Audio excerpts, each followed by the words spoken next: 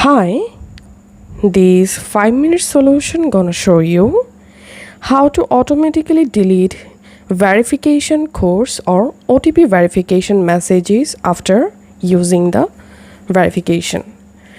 Follow this easy and step-by-step guide to do it. First of all, in your iPhone, open Settings app and scroll down and search for passwords.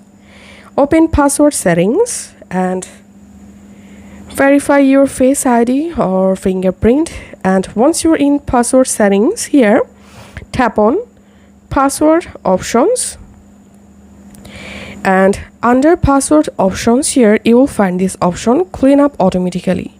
So you have to enable this verification codes clean up automatically option, and this will automatically delete verification codes in messages and mail after inserting with autofill.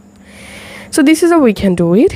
If this video helped you out, please leave a like and leave a comment down below. Thank you for watching.